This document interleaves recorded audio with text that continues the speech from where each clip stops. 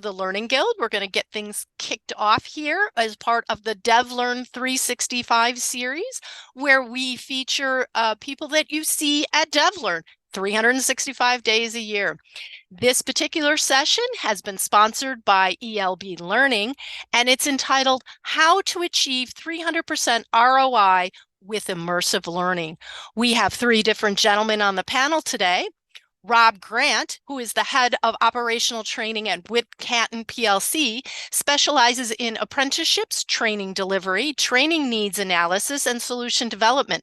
Rob is responsible for providing strategic leadership for the various training departments, which deliver a variety of training programs and qualifications, both internally throughout the organization and externally to commercial customers.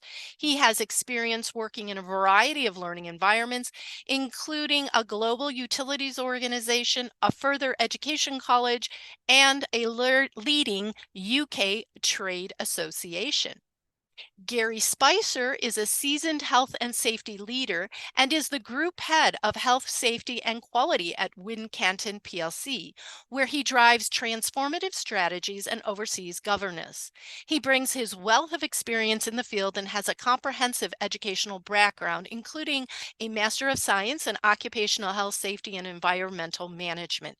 He has dedicated his career to fostering excellence through behavioral change. Previously, he has implemented safety programs and engaged with external bodies to ensure Wincanton's representation. Gary significantly enhanced safety performance metrics, reduced accidents, and played a key role in major incident recovery. Gary brings his robust engineering background to navigate multinational environments in logistics and fast-moving consumer goods manufacturing. Gary has volunteered to work with TransAid in Zambia, implementing health and safety systems. Lastly on our program is Duncan Brown, who is the founder and co-owner of Video Interact, based in London, England. They produce high-quality interactive film and 360 VR for training, education, and promotion. Video Interact specializes in creating content with a strong narrative thread that delivers clear learning for everyone, from healthcare professionals to HGV drivers. Rather than using film rather than using CGI to create learning environments has many advantages. It's quick, hours rather than months. It's lower cost. It's ideal for teaching soft skills that depend on facial expression, body language, and tone of voice. And the environment is much more immersive because it's real. And with that, I'm going to turn things over to Rob Grant, who's going to kick us off. Rob, when you're ready, go ahead and start sharing. You should be able to just stop my share. Okay, give me 2 seconds. I'll just share this. Does that come up? Yes, we can see your screen. Thank you. Okay, lovely. Hello, everybody. Just to let you guys know, if you see me looking this way, it's because I've got the presentation set up on a separate screen. So I'm not ignoring you. I'm just looking this way so I can see the slides as I talk through them. So welcome, everybody. Today, we're going to talk to you, as Karen's already talked about, how we achieved 300% return on investment with immersive learning. To kick us off, what I'd like to do is start with a poll. And what we want to do is ask you guys a question around what learning delivery method do you currently utilize most within your organization? Is it face-to-face? Is it e-learning? Is it blended? Or is it other, i.e. VR, AI, immersive learning, anything else that would come up there? So I think, Karen, are you going to put that on the screen for everybody to respond to? I will most definitely. Let me pull that first poll up on learning delivery. There we go. You should be able to see that here. So go ahead and respond of what learning delivery method do you currently utilize most with your organization. And yes, I used American spelling for those words. So not to take any kind of offense to the English spelling. I had to change it because it told me I needed to. So we're going along here, and we have nearly 80% of you participating, which is great. I'm going to just leave it open for a few other seconds just to give the last couple of people to vote. All right, I'm going to end that poll and share out the results. So there we go. So I did put in there other, just in case there was something to type in chat. So there's the results, Rob. Interesting. Lovely. Thank you very much. Thank you very much. It's interesting, quite really, how I suppose low the face-to-face was. I know that in the UK, there's still quite a number of organisations that rely heavily on that face-to-face. So it's interesting to see those results. Okay, lovely. The next question we've got on the second poll is, where are you as an organisation in your immersive learning journey? And the four answers we've got here are: I'm just here to learn more about our experience. I want our team to create more immersive learning. We're ahead of the curve and have fantastic immersive experiences for our employees. And the fourth one, I'm supposed to be in another meeting, but this looked way more interesting. So if you could vote now for me, please. There we go. Here comes the poll. And I'm not going to tell if you're supposed to be in another meeting, but this looked interesting because it really does look interesting. And I'm hoping that more of you, yeah, there was some laugh emojis going on there. So that's kind of funny. I'm hoping that all of you will vote, so I'm just going to let that run for a few more seconds. Yes, LL, a lot of people are laughing. That's great. All right, so I'm going to go ahead and end the poll and share out the results. So Rob, there we have it. So we have a winner. I want our team to create more immersive learning, by and far the largest representation. So you're Yeah, in the right definitely. place. Yeah, definitely. That's a big standout, isn't it? Mm-hmm. Most Okay. definitely. All right. And for those people who voted another meeting, don't worry, we won't tell. Okay, lovely. So what we're going to talk you through today is, first off, I just thought I'd set a little bit of context around who we are, so who Wincanton are and what we do. The second thing I'd like us to focus on was around, how did we identify the issue? So how did we recognize that there was something that we needed to address, that we needed to change, and what was it that we then went off and did about it? And how did we come to that solution, and what actions did we take? And then, I suppose, more importantly, what did that solution look like? And as Karen alluded to earlier, we do have a video to share with you to give you a bit of a summary over what that actual solution looked like. And then the thing that I suppose links back to the title around, the 300% return on investment, we've got the results to show you of how we actually track that and how we can demonstrate that with the data that we gathered. The key takeaways for the learning that we want you guys to have on the back of this is really around, what immersive learning technique was so effective for us as an organization. And as I've just said there, what metrics did we use, and how did we actually go around measuring that return on investment to make that statement, which is quite a bold one. So Wincanton. So Wincanton, who Gary and I work for, we're a leading British supply chain solutions company. I won't read all of the words on the slide, but essentially what we do is we provide a variety of different services, ranging from e-fulfillment, distribution. We have retailer dark stores. We also do two-person home delivery, and we do that for quite a variety of different customers, which I'll come on to in a moment. And some of those customers include some of the UK's best known brands. We operate in a variety of different sectors, and you can see that from the piece on the right about who we are, and that we cover retail, we cover manufacturing, we cover infrastructure, and that can be from quite small projects to some of the large scale projects that are going on, infrastructure projects that are going on in the UK at the moment.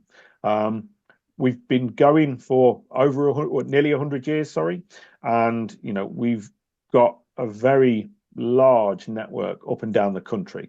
But the biggest thing about Wincanton is that, what are we here for? What's our purpose? Our purpose is around great people delivering great sustainable supply chain value, and that's a strapline that we very much hope that every one of our customers feel. So just a few key facts and figures about us to bring that to life a little bit. So from a revenue perspective, we're at 1.5 billion revenue company. The warehousing space, when I see that number, it doesn't necessarily mean a lot to me. But when I put that into context of around that's 200 football pitches, or in and around, or sorry, apologies, I should say 200 soccer pitches, that one would be the equivalent to. Due to the nature of the organization where the supply chain world, the number of customers, colleagues, locations, and drivers that can fluctuate, quite rapidly sometimes with contract wins and contract losses, and it's an ever-changing world. But in the main, we tend to have about 5,000 drivers across our network. We operate in probably, I think, I'm looking at Gary, closer to 200 locations now, I think it is. Is that about right? Yeah, it's getting on for 200. Yeah. And the other thing we do is we sort of grow by about a third for volumetric fluctuations such as Christmas and Easter. Yeah, lovely. Thank you. And those locations that can be from, massive warehouses that you see in distribution centres to actually quite small operations where just a transport office. So real, quite large scale depth and breadth that we cover. The colleagues, over 20,000 colleagues, and we have responsibility for, over 7,000 vehicles that are on the road, ranging from HGVs right down to the smaller vehicles like the vans that we utilise for some of our home delivery services.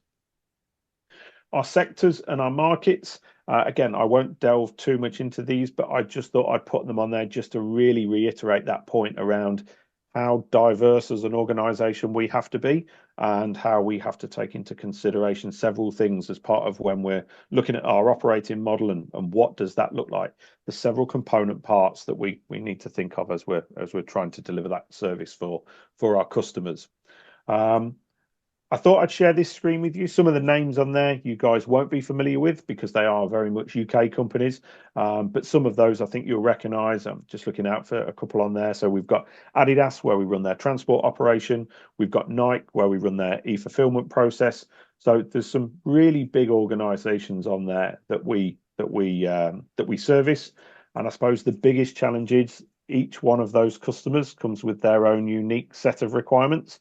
So as a business, we have to be adaptable, we have to be flexible, and sometimes react very quickly to things that happen in those customers' worlds to make sure that we're, continuing to deliver that level of service. Gary, I'll just come to you before I go into our issues, just to say, is there anything else you feel that I've missed around framing who we are and what we do?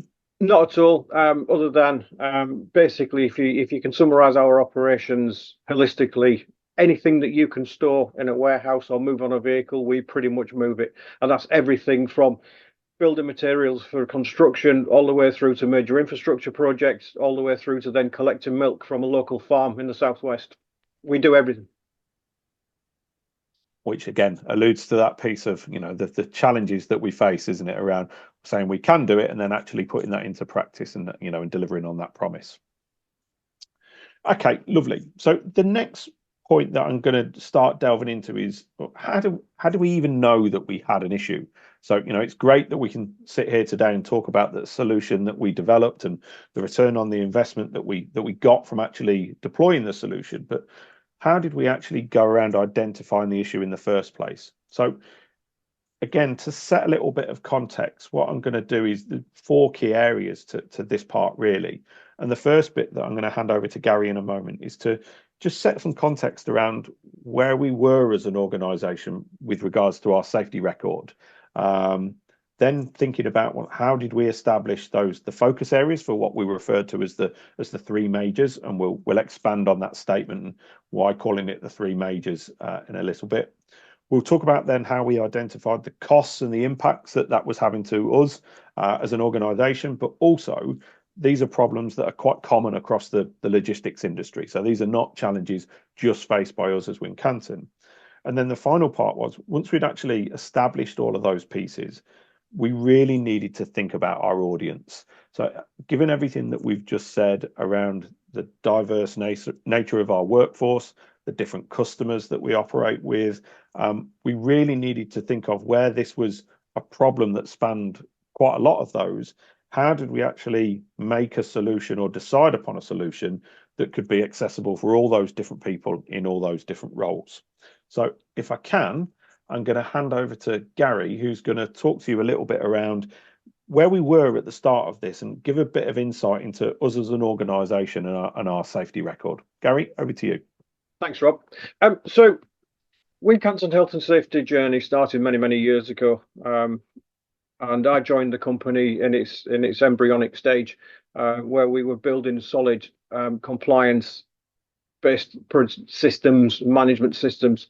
So since that time, we've spent years and years and years building up a really good, solid compliance foundation to the point where we consider ourselves to be industry leaders, and that's based on sort of external benchmarking that we've done and engagement with our peers out there in the markets. So it's all well and good being industry leading, but then you've got to start thinking about, so yeah, we're one of the best out there, but what can we do to be better, and what can we do to make sure that we stay the best? So with that in mind, we then started to look at where are the next pinch points? What can we do to improve things? Where are the points of concern? What keeps us awake at night? And we started to look at the three majors. So Rob, if you want to change to the slide. So I'm going to spend a little bit of time on this slide because it sort of depicts quite a lot about what we do. So following an increase in the three categories we call the three majors. So first of all, just to sort of clarify, we deem one of these incidents in our business as a major or severe event, and that the repercussions should this go wrong are so significant it could cause fatalities and serious injury.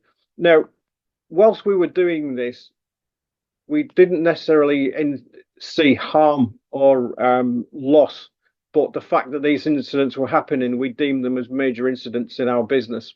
So going on from that, we did some critical analysis on what type of incidents were we having, where were they, who was having them, and moreover, what can we do differently?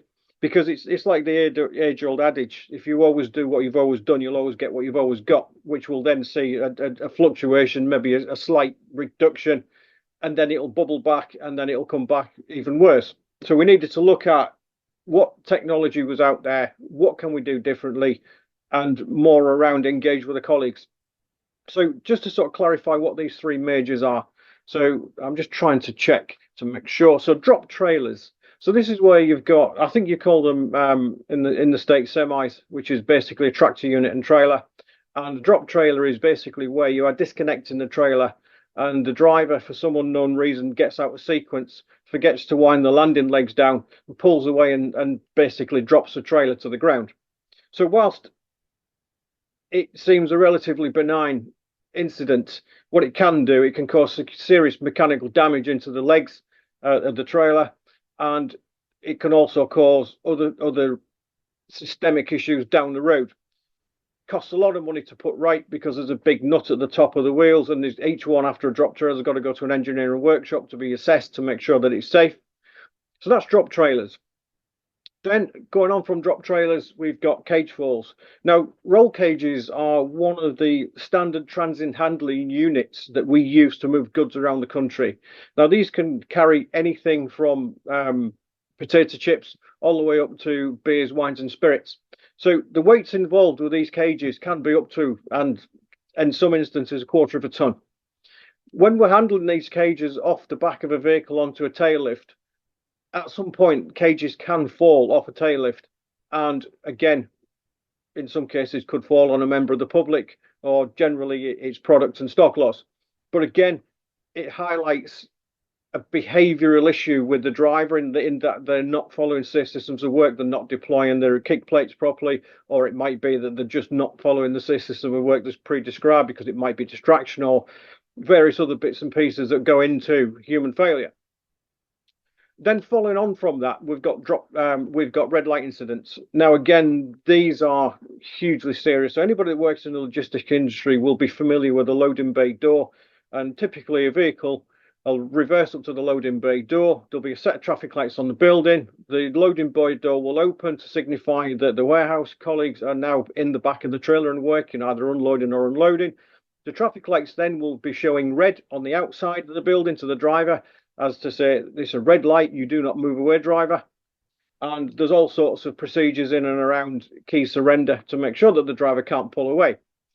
Red light incident is basically a premature departure of the driver. So when he pulls away from the loading bay and the light is on red, you could potentially have colleagues in the back, even forklift trucks or other material handling equipment. So it's getting very, very serious in its nature. So as I said at the beginning of this slide, not all of these incidents had resulted in harm or injury, but were so serious in our world, we decided to call them the majors. And what we actually found out of all of the serious events that we were having in the business, these three categories were creating 60% of our major injury incidents. So we needed to do something different. So next slide, Rob. So out of all of these incidents, we looked and just excuse me, it was 159 incidents in a year across the 5 sectors that we operate in, and that was 60% of all of our incidents. And when we actually boiled it down to the cost, we were estimated it was £215 or about $275,000 worth of cost. Now that's either repairs to kit, it's downtime, it could be anything, time to investigate. And whilst there's a quantitative monetary value to these incidents, there's another part of this that then leads on to that, which is the unquantifiable part around how do you put a cost to lack of colleague engagement, colleagues are not trusting us anymore, brand damage. You know, not only that, we're carrying, in a lot of cases, our customers' brands on the side of our vehicles. So we needed to do something different to reduce these accidents once and for all. And that's where we started going out to try and find innovative ways to move forward with this. And I think now back over to you, Rob. Lovely. Thank you very much. So yeah, very, very much that. Thank you for setting that context, because I think it's really important, because that was what established us with that starting point around the cost to the business. And I think that was the point that Gary was really trying to put across there around, you know, that was a massive, that's something that if we hadn't done the work to investigate this, we would never have established. We'd have just seen it as the majors, but we wouldn't have taken the time to really understand what cost it was to the business. And that's, as Gary quite rightly said, just the bits we could quantify, let alone the bits that we couldn't around the people impact. Before we move on to thinking about, okay, so how do we get to the solution, and what were the things that we considered? I just thought this slide for me really brought to life pretty much that's everything that we're involved in as a logistics company, right the way through from the driving, the material handling, the working with the customers, the warehousing. So when we think about all of those people on the slide, these three major incidents could be applicable to any one of those or any of the various different scenarios that we saw. And we really needed to think about then, well, once we've got a solution, how do we actually get the people in the organization in a position that they can actually go through the learning that we're producing? So we had our LMS system, we had courses that we could run on our LMS, but some of the challenge was that not everybody and all the colleagues that you see on the screen now had access to their own laptops. Several of our warehouse operatives, they wouldn't necessarily have access to a company laptop. You're then thinking about how would we deploy that out if we were talking about their own phones, but also a lot of the time that they're spent in the workplace, they actually don't have access to their personal phones for various different reasons around security. So one of the big considerations for us when we were thinking about, okay, we now know the problem, we know what we need to educate people better on, we know the solution the challenges we need to address and how we need to address them, but what type of solution is going to be applicable where we can really reach all of these colleagues who could be impacted by it. And for us, that was it says at the top, was one of our biggest challenges. So I think we're over to you, Duncan, to start talking through, okay, so where do we go from here then? Okay, so yeah, thanks for that, Simon. So as Rob was just saying, accessibility was really important, and we'll touch on that as well. But in terms of the way that we designed the solution, what we felt was really important, both for Wincanton and another work that we've done, was to show real employees in their real work situations, because what you're talking about here often are people who've received these health and safety messages previously. They're doing what you expect them to do and improve on a daily and weekly basis. So you're looking at a level of improvement really here, and so they've got to be able to associate with what they see in the training with what they think is credible. So as a result, we didn't use any actors in this. It's filmed immersive training is what we deployed, and I'll show you a clip of that a little later on, so you can see exactly what it looks like. But we used real situations and real employees. Now, as a result of that, because you're not working with actors, we don't script them. What we do is we take a narrative-led approach. We talk to Wincanton, and we talk to them about what are the nature of incidents or near incidents that you could build a story around, real things that could actually happen in the business. And when you do that, then you construct a narrative, and you get the people from Wincanton to play the roles that they would normally play. And then what you would do after that is that initially you shoot a 360 of the environment that the people are working in. And the way that we treat 360 is it's an environment that you immediately recognize and you understand where you are. You know, it doesn't take long, it takes seconds for people to understand where they are in 360. So we don't treat 360 as a destination in itself.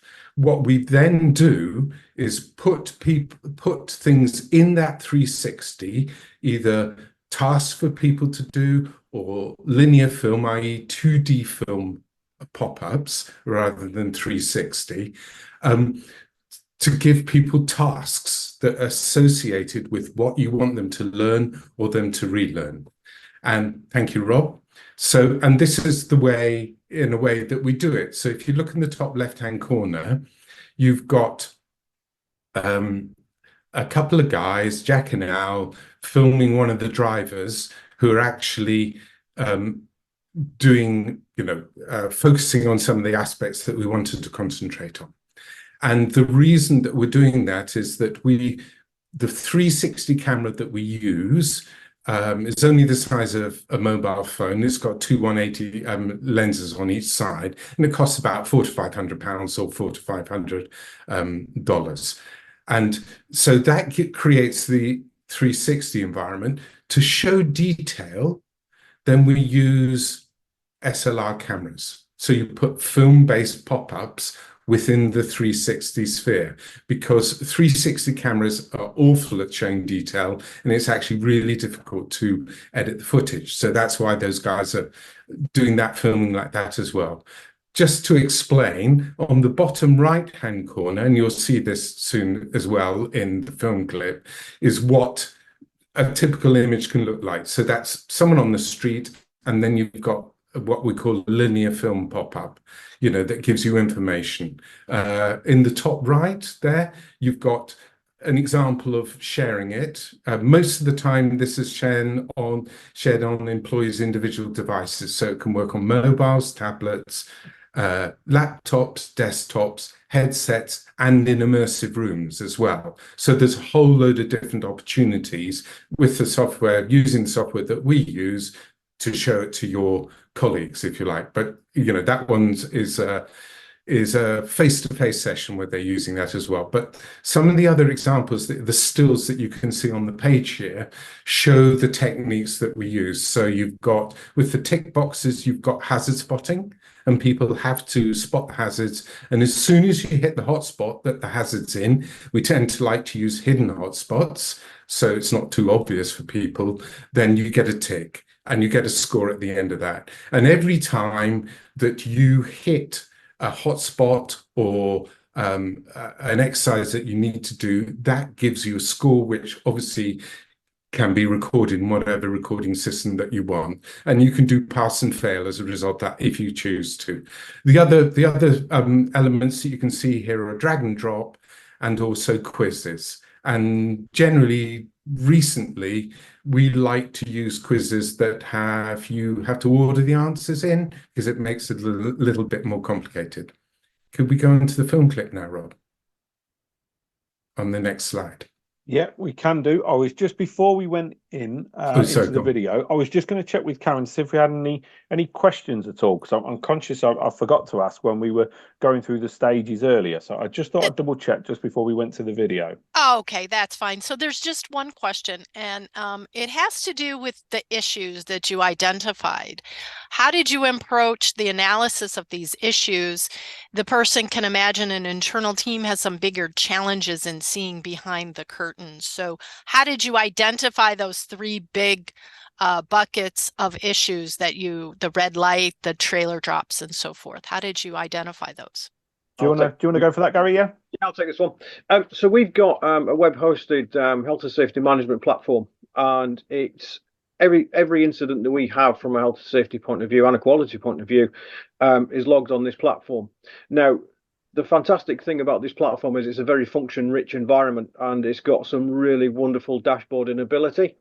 And what we did was we connected the dashboard ability with Power BI, and we interrogated the quantifiable data points, and in essence, and that's how we came up with it, because the platform then did everything we needed it to do from a dashboarding point of view, and gave us the outliers, and moreover identified where the three majors lie. All right, I hope that answers the person's questions. If not, please drop something in the Q&A, but that seems pretty reasonable. Thank you. Amazing approach, our person said. So that's wonderful to hear. All right, so we can move on with the presentation. Okay, lovely. Thank you very much. So I'm just going to, I'll press play on the video and you can see everything that we've spoke about in action. It's 2 minutes long. As part of our culture of care and investing in the safety of our people, we asked Video Interact to produce some interactive 360 filmed VR courses to cover the three major accidents and incidents that occur in our transport operation: cage falls, dropped trailers, and red light pull-offs. Each topic needed a narrative that would reflect the daily experiences of our drivers, office and warehouse staff, all of whom play a part in preventing these incidents. The courses had to be deliverable in group training sessions, as well as being available on mobile devices for individuals to watch by themselves. Filming in 360 allowed us to create that feeling of being in the midst of the action in the warehouses and bays of a busy distribution centre, and as everything was filmed at the Thameside depot using our own people, and a friendly supermarket manager when we filmed a sequence for the Cage Falls course, the course has real authenticity. Viewers are given opportunities to do quizzes, spot hazards, and consider the characters' situations, making the courses much more than simple passive sets of instructions. This is in-depth, focused, reflective learning. And, of course, the great thing about having a filmed resource in a business as geographically diverse as ours is that it can be seen at any time by anybody if they feel they need to refresh their learning, or if the business feels that a particular topic needs a boost.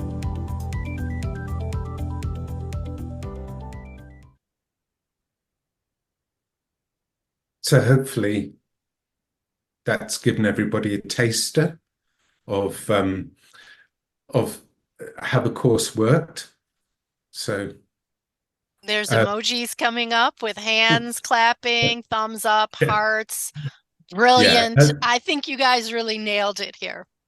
Thank you. Okay. So, I mean, I'd be happy if people got any specific questions at the moment about any aspect of production. I'd be happy to answer those now. So the question came out, what software did you use to create this? Okay. Well, the software we use is called Scenario VR. So we've been using it for 6 years now. It's our preferred tool. And we've used it in many different environments. I think this is a particularly good application of it. We also use the Adobe suite because, of course, we create all this material in video, and then we drop all those elements that we've created into Scenario VR, really. All right, another question came up. So you built a storyboard narrative for each scenario, but no script is the question. Did you have a That's script? right. Okay. Yeah, no, we don't have a script. The reason we don't have a script is because, unsurprisingly, the people who work for Wincanton are not professional actors. So we do a lot of work as well for the National Health Service, which is, the UK's government-run health service. And we have exactly the same situation, is that generally when we worked, what Rob and Gary and their colleagues at Wincanton could do was give us access to people who knew how to do these procedures well within their own environment. And so you can, if you've got someone who's watching someone who, like an actor, who doesn't do that on a daily basis, they can spot that they're not used to dealing with a particular piece of equipment or know how to behave in a particular environment, especially if there's a risk associated with that. So we much prefer to work with the real people who are doing the jobs. We talked, as I said before, we talked to the people at Wincanton about the nature of the incidents that you want to portray, and then you brief them and to ask them to do that, to play that in front of the camera, and they go about it as they would naturally in their day. It's their normal day-to-day jobs, and they just reflect that in what they do. It's a really effective technique, and it saves you actors' fees as well. I hope there's no actors listening. Oh, yeah. Hopefully there's no actors in the crowd. But another I mean, question. we love working with actors, but, for this type of application, it's better to use the real people and the real situations. Right. Someone made the comment like reality TV here. You have a reality TV show going on at Wincanton. Totally. I mean, if it really speaks to people if it's real, if it reflects, their own business. Exactly. So another question follow-up, is there an option also to make it usable via AR or MR like HoloLens to make it even more accessible? And I see that there's an answer being typed by Kristen. So she's answering that technical question. But do you have anything to add to what she's typing, Duncan? I don't know. I mean, the way that we look at it is that VR, when everybody thinks about VR, they think about computer graphics-based VR, and they think about using headsets. Now, one of the things that we like about Scenario VR, the tool that we use, is that it's device agnostic. So you can produce one set of learning, and it will work from headsets, immersive rooms, right down to people's individual mobiles. So that gets around all sorts of problems that you have with distributing this material to an audience across many different places, and also where you've got restricted number of headsets. Obviously, your best experience will be in a headset. However, and you design the learning as well to make sure that you have good use of the 360, which basically means that you need movement within the 360, and also you need people to look around the place. But there is a feature in the software called GoTo, that if people are looking in the wrong direction, which they often can in 360, then you can push them around to concentrate on what you want them to look at that particular case. So, you know, it's, you know, this is something we've been working on for 6 years, and we sort of finessed it in this particular type of application, really. Well, that's great. There was a question about how much time did it take to develop the final solution? Okay, so I'll give you an example of the quickest, and then I can tell you about this project specifically. So I think the quickest that we've done a module or a scenario, so it's a particular topic, and in this case it was a piece of work for the NHS, and it ended up in being 45 to 50 minutes worth of learning, and that was compressing a whole day's training session on a particular topic. So we took a day's training session, we broke it down into and delivered it as 45 to 50 minutes of learning. That took 2 months to plan, and it was during COVID, so we had to do it all remotely. A day to shoot, 4 days to edit the video, and 5 days to build in scenario VR. This particular project, because it involved a lot of people, and it was 3 different modules, on the both on the street. We had to shoot on the street, so we had to wait to get permission to that from the local authority, and also we shot it at the distribution centre as well. That start to finish was 6 months. All right, 6 months. That's not bad, but okay. So how do you determine the timing for recurrent training? I don't know. So what I think that would be up to Gary and Rob to talk about. I mean, you can change the assets in this pretty quickly if you want to update any aspect. I don't know what Wincanton's policy would be to do refreshers on this. I mean, at the moment I think we're about 18 months into the initial rollout of this, and I don't think everybody in the organisation that needs to be covered has been covered yet, you know, because it's a big organisation. So I think, Duncan, if I can jump in there, I think the thing for us is, because of the success, which we'll touch on towards the end about the impact that it had, one of the things that we did was we actually mandated this training. So as part of the mandatory training that our individuals go through, where it's identified that this was a risk as part of their role, this was then mandated. So everybody in the organisation who comes in one of those roles, actually it's something that they have to do. And the beauty of having such a good reporting system, that Gary talked through when he answered the question earlier, is that actually we can track and monitor that. So actually, if we're noticing on a particular contract or a particular location where all of a sudden there's a certain spike in any of the incidents like this, it's something that we can redeploy and go through as a refresher. And I think that tips really into the only other bit that I was going to add to the slide that we've got on, because I think we've talked a lot about the accessibility and how it can be deployed on all different devices and everything. The great thing for me and what we found as part of that was that the key learning aspects and the key message that we want to get across wasn't lost. So as Duncan said, it's absolutely best if you have the headset to be fully immersive and to be there and really experience it. However, if you're doing it on your laptop, if you're doing it on your phone, you still go through the same thing, and the key learnings that you take from it that hopefully would change your behaviors and the way in which you work when you go and put these things into practice isn't lost, throughout any of those different methods of deployment. And to be honest as well, there's no reason why you can't strip out, if you wanted to, little segments of this, especially the linear video clips, and you just repurpose it for any other way that you want to, really. So because you create a very rich environment with this sort of approach. There was one other thing I want to say about timing, if that was okay. So because people were asking about timing, is that all right? So okay, so I recently went to a presentation by a London University, Goldsmiths it was, and they were doing some work in really high-end 6 degrees of freedom computer graphics VR. So you're talking masses of money. You know, you're talking it's like £250,000 at probably $300,000 or something for an individual course.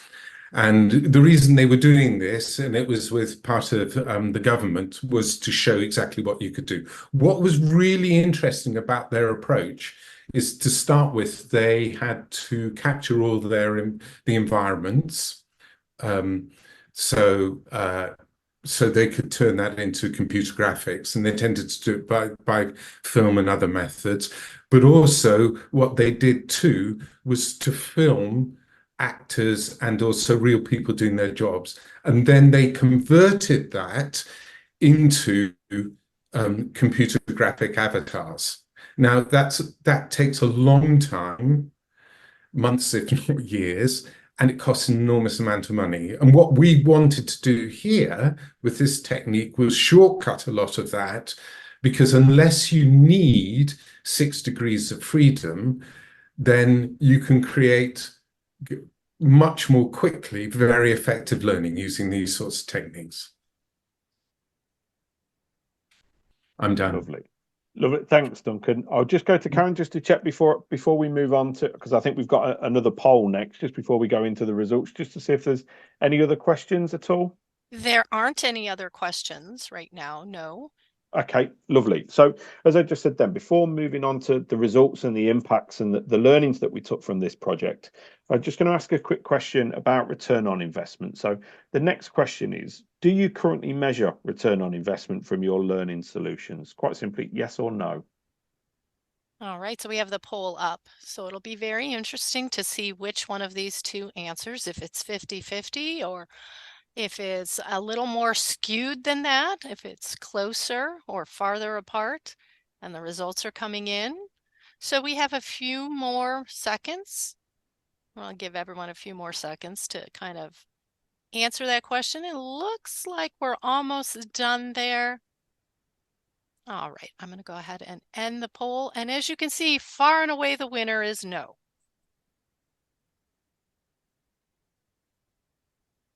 Oh, wow. So I don't know about you, Karen. That surprised me a little.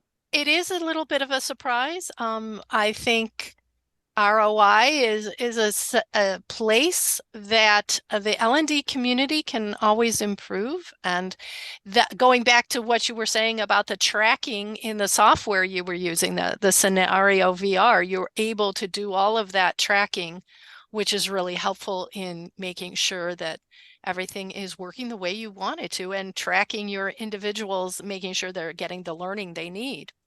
Mm. Okay, so based on the results of that poll, there's going to be probably limited response to the next poll then, because the next question was around what is your typical return on investment. So there's different stages to this. There's 0 to 10%, 10 to 25%, 25% to 50, 50% to 100, or over 100%, or I don't know. Yes, I added I don't know, and I think we're going to get a high value of I don't know at this point, since we had a large number say no, that they're not measuring. I think we maybe made an assumption, didn't we, when we were thinking of the two questions here? Well, it'll be interesting to see, and I think I'm looking at the results here. I'm going to go ahead and close because I don't see any more coming in, and it is there's one more. All right. It is exactly what we thought. It is, I don't know, 90%. So this is a place. Out of the others, sorry to interrupt, I was just going to say, but interesting, there is 7% with 50 to 100. So out of those that are measuring it, they're getting a high. Getting a high return. Okay, lovely. Thank you very much, everybody. So I'm going to hand back over to Gary. And Gary's going to talk through the results that we had on the back of monitoring these incidents and accidents and the reporting that we did. All right, thanks, Rob. So what I'll do is I will sort of just walk you through this. I'm not going to read all of the numbers out, but what you can see there is the drop trailers. We reduced from 92 to 38. Red light incidents went down to 11 from 38, and cage falls went down to 12 from 29. So 58, 71, 58% reductions. Absolutely phenomenal, and the numbers speak for themselves. The interesting point for me, and the most exciting point for me, is that the fact that 80% of the colleagues that were surveyed following this training actually said that they felt that their hazard and issue spotting ability had moved from good to very good. Now, I've done this training myself because you've got to lead from the front, and putting the headset on, I was actually stunned at just how real everything is, and it is as if you had just stood there in the middle of this scenario. Got the noises going around left and right. You look round, you look up, you look down. Everywhere you look, it is just like being there. It's an amazing solution, and I can't wait to start working with the guys some more to look at what else we can do. Lovely, thank you very much.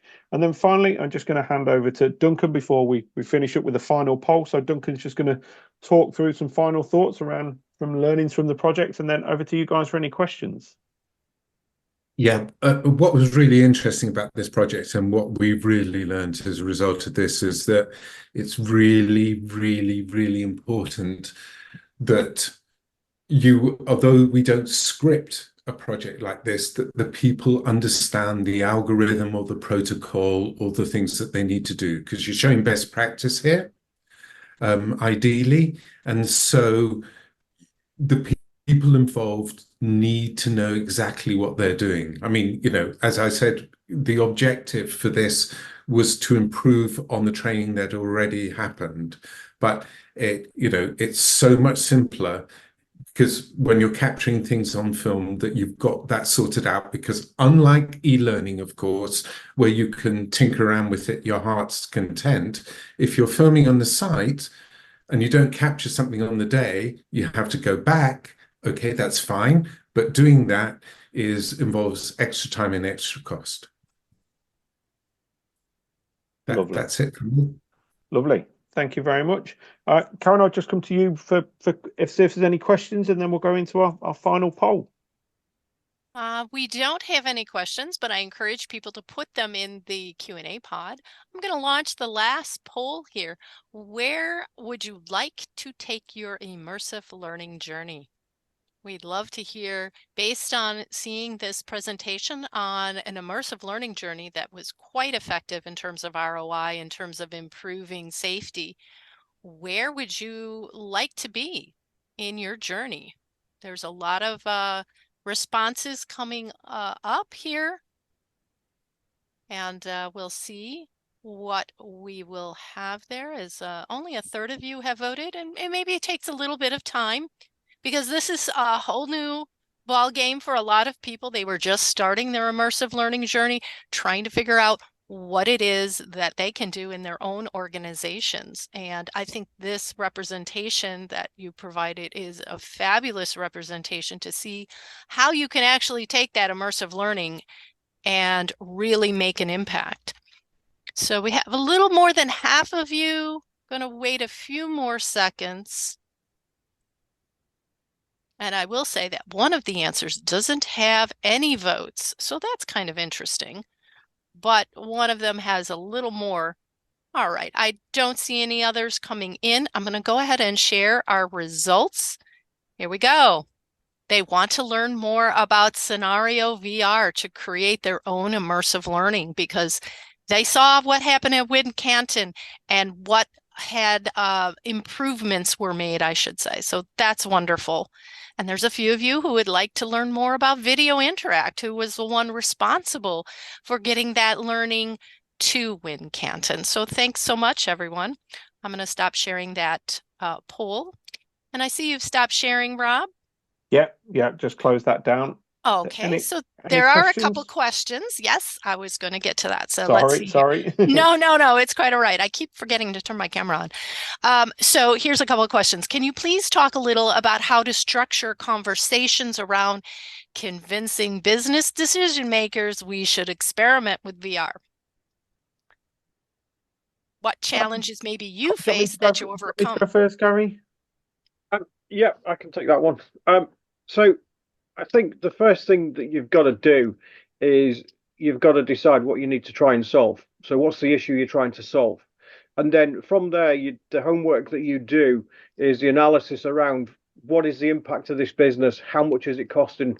Who's it hurting? Is it hurting anybody? What do I want to get out of it? And where do I want to be at the end of this? And then once you're armed with that, then you can quite competently go into the boardroom and pitch the case that we've got this issue, we've seen this done elsewhere, this is the size of the prize, and this is how much it's going to cost. And that's pretty much the approach that we took. I think the other thing to add there, Gary, is I certainly appreciate how for some organisations asking them to do something new, try something different can be really, really challenging. Whereas I think both Gary and I would admit that we're very fortunate in the organisation that we work for, in that they are very forward thinking, and they aren't afraid to try something new. So, typical warehousing, if you were to walk into one of our warehouses, it doesn't look like that. Some of them do, but there are a large number of warehouses that don't look like what I shown on the screen. They're full of robotics, they're full of machines, they're autonomous robots, all things like that. So for us, we're quite fortunate that when it comes to pitching the idea, it wasn't a challenge we were faced with around, being willing to take the chance and, on the technology, if you like. Can All I just add right. to that? Is that okay?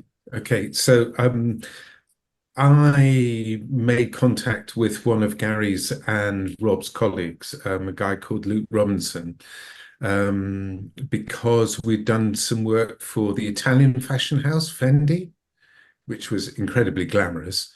But it was a health and safety course, and also it was security, health, safety, and security. So it was a very glamorous environment, but not particularly glamorous subject. So, and that had a very high return on investment as well, because again, what that course was all about was engaging the people in the way that it was their salespeople, engaging them in a way that they understood and represented the nature of their jobs. Now, Gary and Rob's colleague Luke picked up on this immediately, and he had the confidence, backed by the statistics and their systems, to go and ask for the money to do this sort of work, really. I suppose that's the way I see it.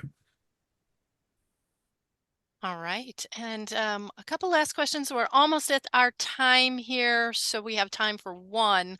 I will ask this question. Are there plans to use it for other topics at Wincanton? I mean, immersive learning with the scenario VR. Do you have anything in the works?